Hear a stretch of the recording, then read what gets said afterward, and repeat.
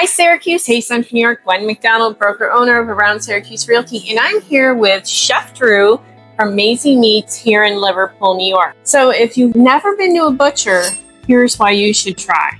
So tell us, if we go to I always go to like one of the big box stores, you know, Wegmans, Tops, Price Chopper, and it's just easy and convenient to grab your meat there. But I have noticed a difference. So tell us, why should we consider a butcher? Well, there's a lot of differences. The butcher can, first of all, tell you how to cook it. There's a lot of questions on how to cook things.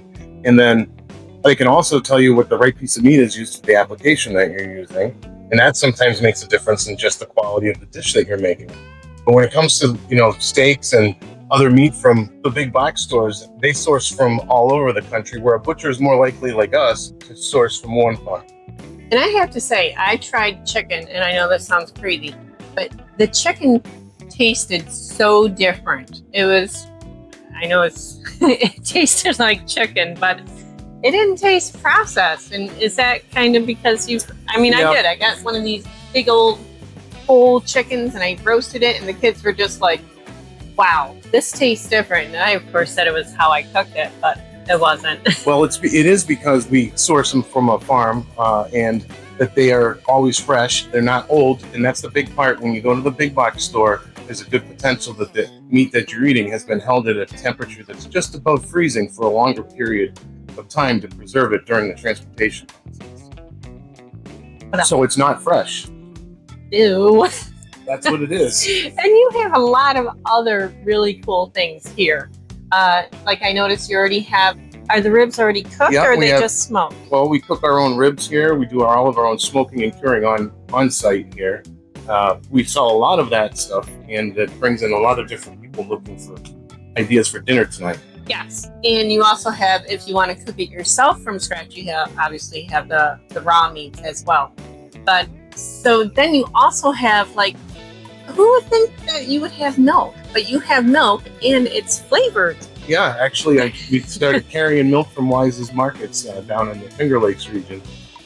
It's fantastic milk. It's pasteurized, not homogenized, which means it still has all of its fat and nutrient properties that are in it, which is, being considered better for you than the homogenized milk, which is our commercial milk, which most people are buying in your big box stores. What's your favorite flavor? Walk towards me. My favorite flavor is strawberry.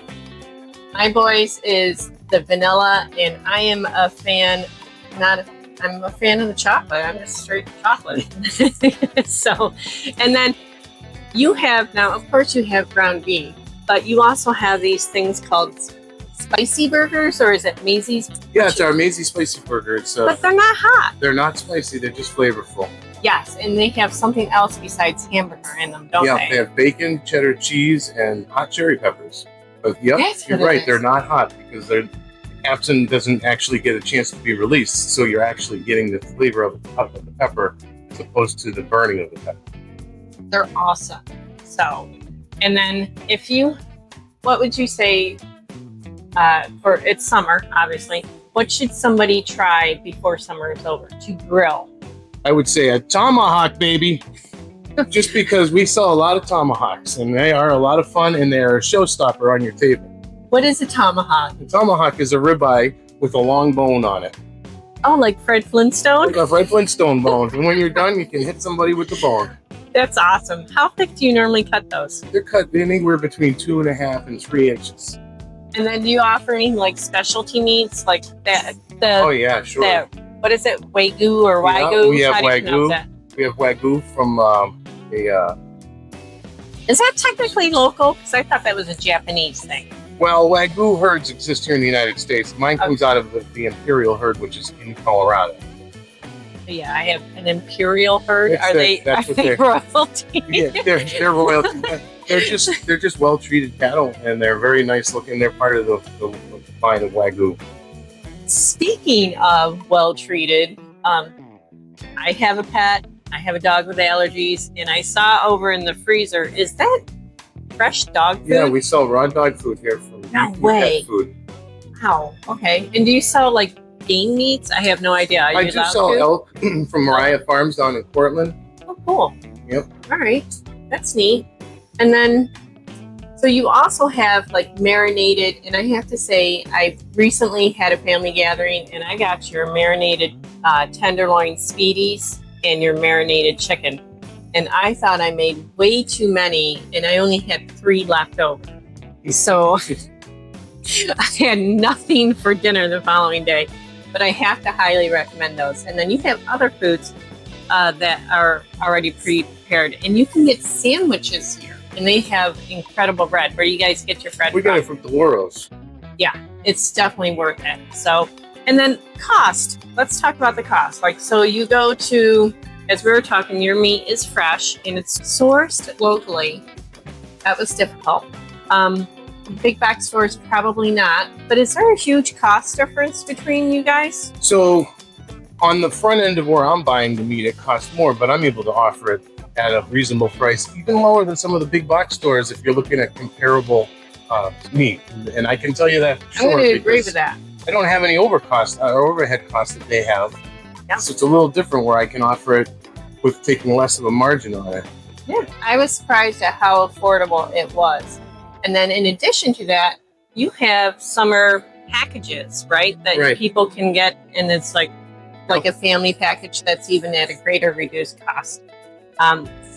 One thing that I like, and you have ribeyes, that's my favorite cut of meat, but I like to shave it, and I asked for him to shave it. You can't just walk in, you have to order it. Yeah, it has to be ordered, but if you're looking for that particular product, it's available on Fridays, and we do it to order. So if you haven't ordered it, you won't really get it unless you catch us at the very end of on Thursday night when we're getting it prepared for the orders.